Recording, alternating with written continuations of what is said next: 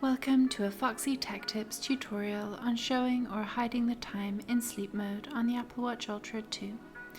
If you find this tutorial helpful, please consider subscribing to my channel and liking the video. When your watch is in sleep mode and the sleep screen is on, you can choose to have the time visible or not. You may not want the time visible if you keep glancing at it when you wake up at night. Tap the digital crown to open the app menu. Then tap the settings cog to open settings. Scroll down the settings and tap sleep.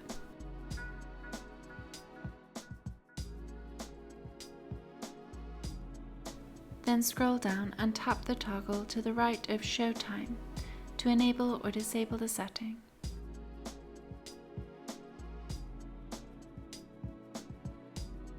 When the toggle is green, the time will be shown on the sleep screen, and when it is grey, it will not. And that draws an end to this tutorial.